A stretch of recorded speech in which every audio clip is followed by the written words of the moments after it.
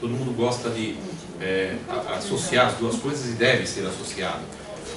O PLR, todo mundo sabe, até na formalidade legal da coisa, não pode ser implantado de qualquer maneira. Um PLR bem implantado traz excelentes resultados. Se ele for mais ou menos implantado, ele pode trazer grandes prejuízos, grandes problemas até para a empresa, avaliar o funcionário, ele se sente mal. Aquilo que a gente pretende implantar para incentivar, acaba desincentivando. Então tem que tomar muito cuidado com isso. Na parte legal, é a parte de ser ou não ser passível de encargos sociais. Tem que tomar muito cuidado com isso. Às vezes o PLR é implantado de uma maneira que no final a empresa ainda acaba tendo os encargos sociais em cima dele. É taxada, né, pela Receita Federal porque você deixou escapar alguma coisa. Então, o PLR tem que ser analisado gatilho, avaliação de desempenho, todos os pontos possíveis têm que ser previstos antes, na elaboração dele. O nosso sindicato tem feito um trabalho muito grande em segurar um pouquinho a obrigatoriedade do PLR. Lá no Sindicato dos Trabalhadores, faz tempo que estão exigindo da gente já que implante o PLR 100% para todas as empresas. Eu tenho aqui empresas grandes, que eu estou vendo, eu tenho empresas pequenas, e nós sabemos que uma empresa pequena, implantar um PLR é complicado, é caro. Tem que contratar um consultor, não dá para fazer sozinho. E nem deve fazer de qualquer maneira, para não correr depois o problema de ter isso taxado, né? E custar mais caro para a empresa, e ter um benefício errado. Então, o CNS tem feito essas palestras sobre PLR, sobre cargos de salários, agora sobre avaliação de desempenho. Pretendemos ao longo do ano ter outras palestras nesse sentido, porque está sendo inevitável ceder a pressão dos sindicatos trabalhadores e implantar o PLR para todas as empresas. Outros sindicatos de categorias próximas a nós já têm isso implantado como obrigatório para todas as empresas. O nosso ainda tem um limite, não precisa ser 60 ou 100 funcionários, acima tem a obrigatoriedade do PLR, abaixo não tem. Mas as pequenas empresas se preparem, comecem a entender o PLR, a avaliação de desempenho, como uma ferramenta de desenvolvimento da empresa. As pequenas empresas do setor de internet estão crescendo. Empresas que tinham 10 funcionários, 15 funcionários há poucos anos atrás, hoje tem 20, 30, 40, estão crescendo muito mais rápido que as grandes. Então se preparem, porque vai vir, aqui mais alguns anos, a obrigatoriedade de implantar isso para todos. E se for bem implantado, vai ser um benefício, eu tenho certeza. Tá? Muito obrigado. Obrigada. Bom, gente, dando continuidade aqui, a nossa segunda palestra agora, eu vou apresentar a Adriana Chaves. Ela acumula 23 anos de experiência profissional, é sócia eu tenho mais de 20 também. É sócia do grupo DMR, formado pelas empresas DM e Companhia de Talentos. Ela já foi diretora de RH da Anhanguera Educacional, da Electro e da Unilever na área de Supply Chain Américas. Graduada em Engenharia Elétrica pela Unicamp, tem MBA em Recursos Humanos pela FGV e certificação em Coaching pela Sociedade Brasileira de Coaching. A palavra é sua, Adriana. Bom dia, gente. Bom dia. Obrigada pelo convite de estar aqui, Rosane e Luiz. É um prazer estar com vocês, batendo um papo sobre esse assunto tão apaixonante, né? Acho que a avaliação de desempenho traz muita paixão na discussão, porque tem muita gente contra, muita gente a favor, muita gente mais ou menos, muita gente querendo achar um caminho mais fácil. Enfim, então eu acho que é um assunto que desperta paixões, né? E eu e o Guilherme já tivemos a oportunidade de trazer para um grupo que a gente participa esse assunto, e a gente não conseguia terminar a reunião aquele dia, né, Guilherme? Porque eram só diretores de recursos humanos, de grandes organizações, e que estão neste momento de revisar suas avaliações. E questionando muito como é que elas estão acontecendo, como elas vêm acontecendo, e eu acho que os exemplos práticos que o Guilherme traz são muito bacanas para a gente ver, né? Porque eles já passaram por muita coisa e estão revendo o modelo e aprendendo junto com a revisão, né? E então acho que essas pessoas que estão dispostas a contar como estão implantando e fazendo as revisões e o que tem sofrido e o que tem dado certo, o que tem aprendido, são muito úteis para aqueles que vão começar, tá bom? E aí a gente começa com essa pergunta: para que mesmo que a gente precisa de avaliação de desempenho nas empresas? Por que a gente está com esse assunto? Sempre ele vai e volta, e a gente está sempre tentando trazer uma forma melhor de fazer, né? E o que a gente encontra é que é preciso ter um processo que mensura principalmente qual é a contribuição de cada pessoa para a organização, a qualidade que ele executa isso, e os seus pontos fortes e fracos, vamos dizer assim, ou aqueles de potencial de desenvolvimento, né? E o potencial de cada colaborador. E aí esses dados têm que ser relacionados com os objetivos, as metas, e possibilitando que seja construído junto com a pessoa avaliada um plano de desenvolvimento, né? Essa frase não é minha, é uma frase retirada da internet, mas é uma frase que a gente ouve bastante de por que você quer implementar um programa de avaliação de desempenho na sua empresa. E vem essa resposta geralmente, né? Olha, eu preciso medir se o cara é bom ou é ruim, se tem potencial de crescer ou não, se eu posso desenvolvê-lo ou não, eu preciso ter métricas para isso. E a avaliação vem muito nesse sentido de eu preciso medir, eu preciso reconhecer, eu preciso, né? Muito nesse sentido. E aí ele vem para alimentar um plano de sucessão, o plano de T&D da empresa, o plano de remuneração e meta, os processos de reconhecimento. Ou seja, é um processo chave para alimentar um ciclo de desenvolvimento dos colaboradores dentro da organização. E o desenvolvimento também é a remuneração, é a meritocracia, os treinamentos, enfim, é tudo que a gente vê no crescimento de uma pessoa dentro das organizações. A gente fica à vontade de me interromper, discordar, concordar, eu acho que é isso a riqueza do processo, tá? E aí como é que as empresas têm praticado isso? Né? Convencionalmente falando, e até o que a gente recomenda, quando você nunca teve, você precisa implantar, começa por aqui. Porque acho que vai trazer para as pessoas um repertório de avaliação para depois fazerem mudanças mais estruturais, que tragam facilidades no processo. Mas eles têm que passar primeiro por um processo mais formalizado, né?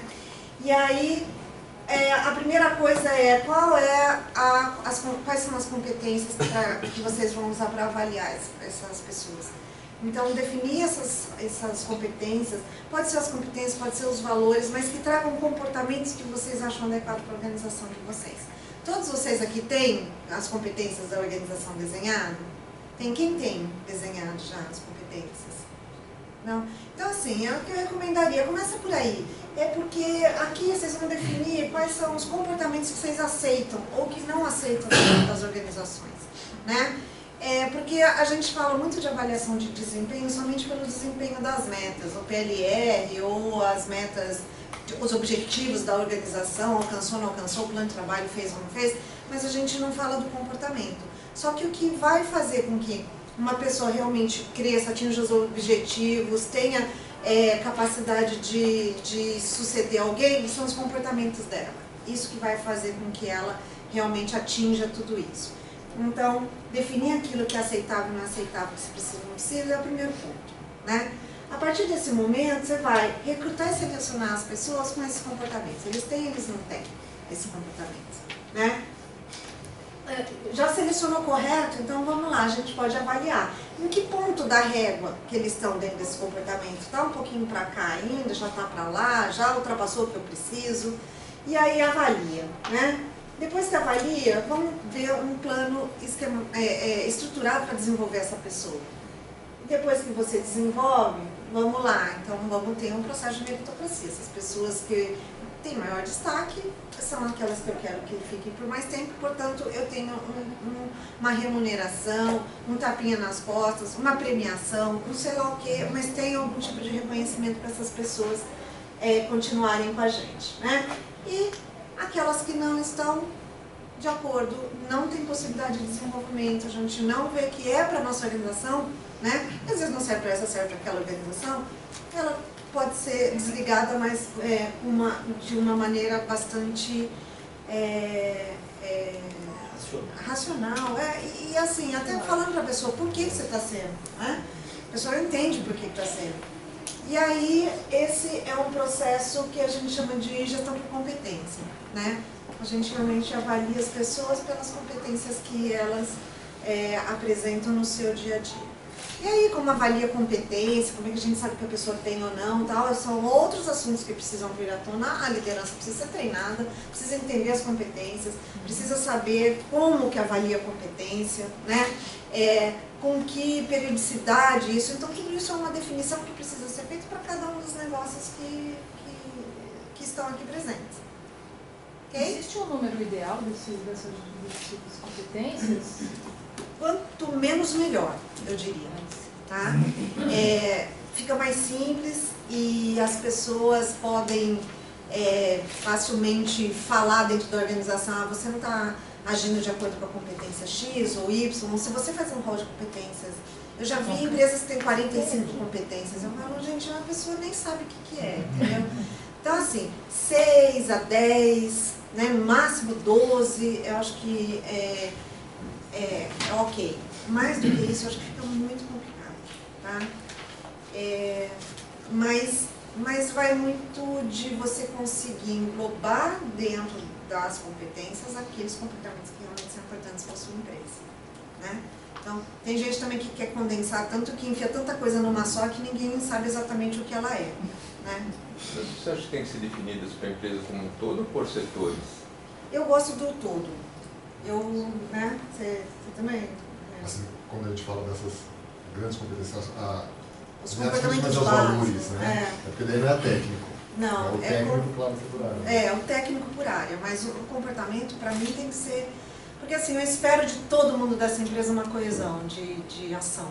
Eu espero que todo mundo haja direcionado. Você tem uma ou outra competência que é mais específica, uma área que você espera mais, agrega uma competência ao jogo de competência para a área X, entendeu? Ou 2 competências para a área X, mas fazer um monte de jogos de competência, você nunca vai ter esse negócio das pessoas saberem falar no corredor que essa competência é importante para a organização. Ok? Bom, e aí, a partir disso, você implementa a avaliação, né? E a avaliação, ela é composta pela avaliação de competências e pelo estabelecimento de metas, né? E aí as metas, pode ser as metas atreladas tem que ser, né, os objetivos principais da empresa, que precisa alcançar naquele ano, e pode ser atrelada também ao PLR, ou ao processo de bônus, às metas de bônus, enfim. Precisa compor alguma coisa que depois feche na remuneração lá. Então, essas duas partes que no final vira a tal da avaliação de desempenho, quando você avalia a meta, quando você avalia a competência. E a avaliação de competência, ela pode ser 90, 180, 360, você pode fazer de qualquer forma. A nossa recomendação sempre é que, ao começar, que seja só a autoavaliação e o chefe, num começo, para depois caminhando para chegar num 360. Né? Se partir de um processo que nunca teve e todo mundo avaliar todo mundo, a organização ainda não está preparada. Então precisa ter um pouco de vamos passo a passo.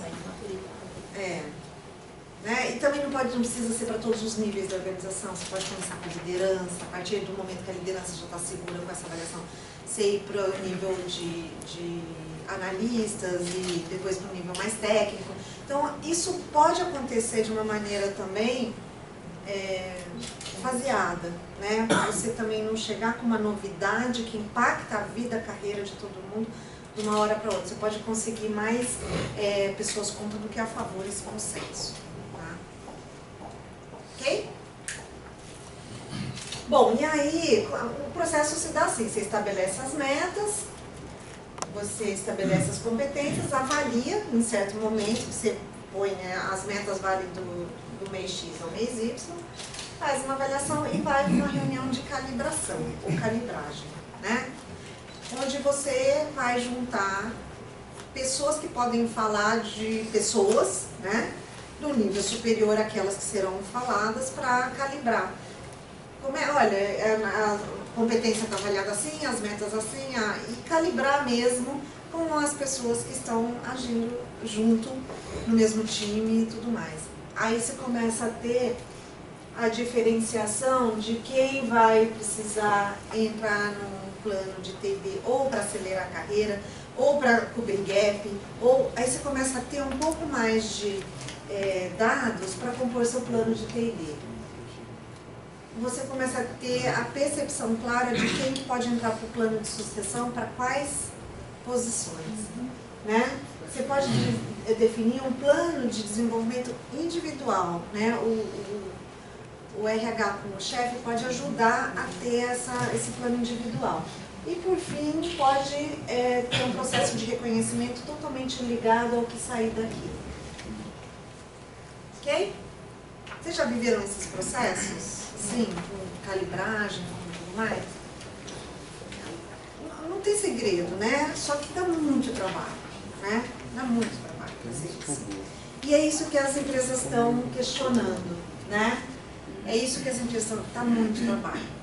E aí, as principais críticas que vêm deste modelo são essas. Toma muito tempo do gestor. O gestor tem que avaliar 40 pessoas, uma a uma, com 6 ou 10 competências. Tem que entrar no sistema, colocar avaliação 1 a 1. O RH precisa ficar cobrando, gente, vai fechar o sistema, vai abrir o sistema, vai não sei, não é? O RH tem uma missão cruel, né? Não tem uma missão cruel de ficar cobrando e estica prazo, e aí quando estica prazo todo mundo sabe que no ano que vem vai esticar também, então deixa para a última hora. Vira essa confusão, né? E os avaliadores, os avaliados também, né? E quando você tem um processo 360, então, avaliado vira avaliador e a empresa inteira praticamente para fazer a avaliação, né? Por isso que eu falo 6 competências, puxa, é muito mais fácil fazer do que fazer 45, né? Se uma pessoa entrar no sistema e ficar avaliando 45 competências, então, quanto menos, mais, você vai mais direto ao ponto e mais fácil o processo fica, né? Outra crítica que tem, pode ser um processo super burocrático, né? Onde faz de qualquer jeito só para cumprir o cronograma que o RH faz. Então tá bom, deixa para a última noite, vai fechar o sistema, passa a noite lá, o gestor passa a noite lá fazendo, né? 45 pessoas e faz de qualquer jeito, não vai ter qualidade para fazer todas as pessoas, né? O processo tem muito desvio subjetivo, né? Gestor com mais força defende melhor os seus liderados, não é verdade? Quando vai entrar numa reunião de calibração, o gestor que é aquele cara mais forte dentro daquele grupo de gestores, ele defende o dele e pisa no dos outros. Então também tem uma guerra de força ali nesse processo que precisa ser cuidado, né? Tem outra coisa, que a relação de causa e efeito do dia a dia que existe não é percebida uma vez por ano, né? Então, a vida é mais dinâmica do que se avaliar a pessoa uma vez por ano. E quando você fala de que o processo é estático, né? É um processo bastante estático. Você passa um ano inteiro para avaliar aquilo que o cara fez há um ano atrás e esqueceu da interação que aconteceu no dia a dia. Então, isso aqui acaba não sendo levado em conta. Outra coisa que corre o risco é do avaliador só lembrar de coisa que aconteceu muito recentemente, esquecer de todo o histórico que ficou por trás. Isso também é um processo que está sendo bastante questionado.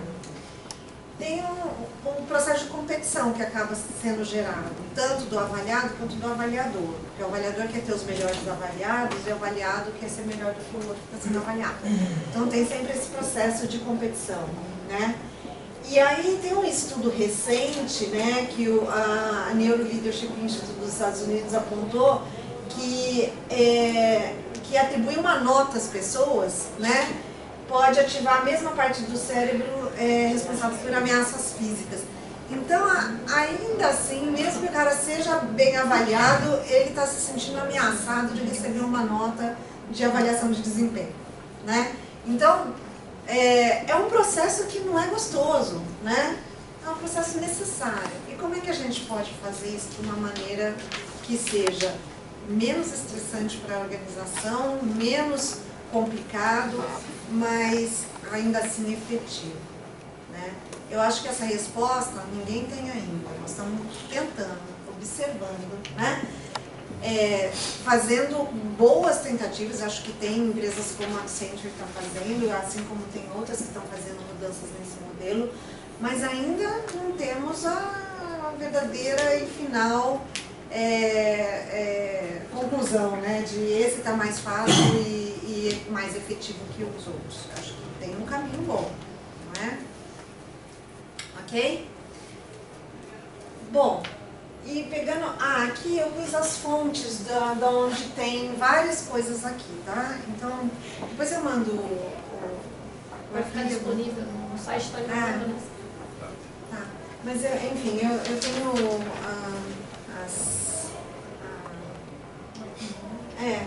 a fonte, da onde foi tirado, tá?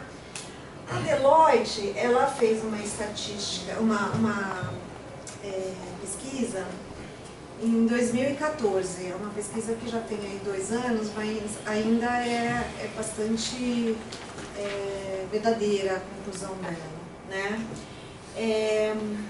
E isso só sobre avaliação de desempenho. Eu recomendo ler esse artigo, tá? Ele é muito bacana. E ela traz o seguinte, que 8% das empresas acham que o processo atual agrega valor. Imagina, 8% das pesquisadas, né? É muito pouco, né? Como é que a gente pode fazer com que esse processo realmente agregue mais valor? Mais de 50% dos executivos pesquisados acreditam que o processo atual não engaja as pessoas e não as leva para alta performance, né? 58% não acha que é um uso efetivo de tempo. 48% acham que o processo é fraco para melhorar a performance e levar o negócio para outro patamar. E dentro do negócio deles, que eles entraram para pesquisar também, eles chegaram à conclusão que 2 milhões de horas são consumidas no processo por ano, com 65 mil funcionários deles. E aí eles chegaram à conclusão que estão perdendo muito dinheiro, porque 2 milhões de horas para consultoria, né? Nós que somos de consultoria sabemos, é muita hora nativa, ou seja, não dentro de cliente faturando, né?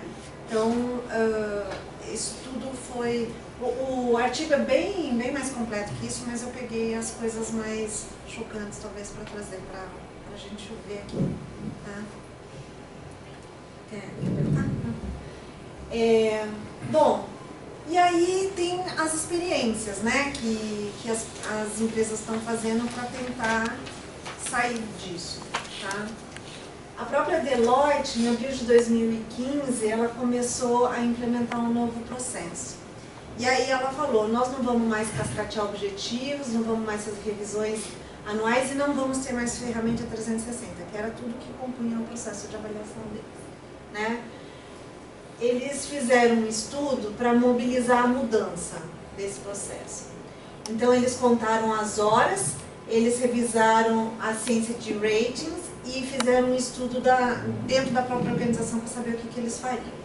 E eles chegaram à conclusão que nas contagens de horas, o número de hora gasta no processo de gestão de performance, que é aqueles 2 milhões de horas, tinha muito foco no passado e pouco no futuro. Eles revisaram os ratings e chegaram à conclusão, daqueles todos que tinham lá, que o rating que o líder dava, ele era o que valia, era o que ficava, superava todos os demais, porque tinha pesos, isso, aquilo. Então, por que a gente punha 200 mil pessoas avaliando todo mundo, se no fim a palavra final era do chefe do cara direto, né? E eles chegaram à conclusão que, tomando as 6 questões da Gallup, que vocês usam também, né? As 12, vocês usam as 12. Eles usaram 6 delas, chegaram à conclusão que faziam com que, dessas 6, as pessoas fizessem melhor o que fariam melhor o que elas gostam de fazer.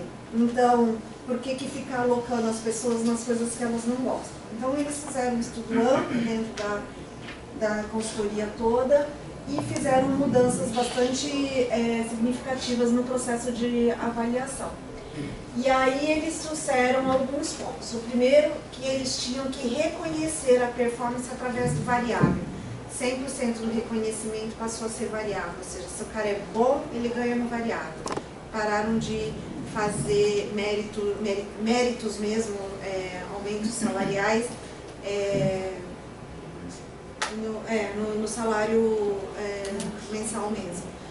E passaram a reconhecer só no variável, quantias significativas para que a pessoa sempre estivesse estimulada a ir. E o salário mensal passou a ser corrigido tão e somente pela dissídio, pela convenção, pela obrigação de lei. Parou de ter mérito em salário. Tá? Eles começaram a reconhecer uma coisa, ver era outra coisa e abastecer era outra. Tá? O que era o ver? Eles começaram a perguntar aos líderes não sobre os skills, ou seja, as habilidades que cada funcionário, cada pessoa da equipe dele tinha, mas sobre as ações futuras que esses líderes viam que essas pessoas poderiam fazer. Então, eles lançaram o Performance Snapshot, que não é anual, a cada tanto tempo eles lançam isso e o gestor direto das pessoas precisam responder, que são essas 4 perguntas. A primeira era, dado que eu conheço sobre a performance dessa pessoa, e se fosse meu dinheiro, eu reconheceria essa pessoa na compensação mais alta possível de bônus? E eles tinham que responder, concordo totalmente ou discordo totalmente, aquela, né, entre concordo parcialmente, não concordo, não discordo, aquela régua, né? A segunda pergunta é, dado que eu conheço da performance dessa pessoa, eu sempre gostaria de tê-la na minha equipe? Como são projetos, né, as consultorias se organizam por projeto, o gestor que ganha um projeto forma a sua equipe, né? Então, eu sempre vou querer ser a pessoa na minha equipe, né? E essa pessoa está no risco de baixa performance? Era a outra pergunta. E a quarta pergunta é, essa pessoa está pronta para uma promoção hoje? Então, baseado nessas respostas que constantemente são lançadas para o gestor fazer sobre cada uma das pessoas, final de cada projeto, aí eles têm lá os tempos que eles usam. Eles passaram a avaliar os dados que vinham sobre a mesma pessoa, de diversos gestores que trabalharam com ela, e aí ter o reconhecimento em relação a ela, ou ter um plano de desenvolvimento em relação a ela, e começaram a movimentar a avaliação dessa forma, né? E a outra coisa que eles começaram é fazer um check-in regular com cada membro da equipe sobre o trabalho de curto prazo. Esse check-in é o tal do feedback, de uma maneira mais estruturada. Então, é tipo um 360, onde as pessoas falam sobre a outra pessoa, mas através de um aplicativo. Né? Então, também começaram a coletar, e mais do dia a dia, do curto prazo, das coisas que estão acontecendo hoje. E aí... Eu ia falar que esse número 4 daí tem aquele problema do cara ser genuíno ou ser só politicamente correto.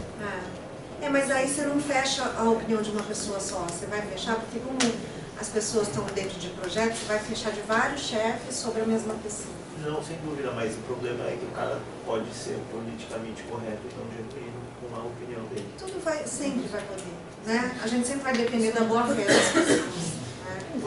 Por exemplo, eu como funcionário nunca sei se esse app é realmente anônimo. Diferente de eu entregar um papel ou botar lá no... Você fala, mas desse ponto aqui do aplicativo? Mas vai cruzar dados, né? Vem o que vem daqui, não, mas o que vem daqui. Cruzar dados, sim.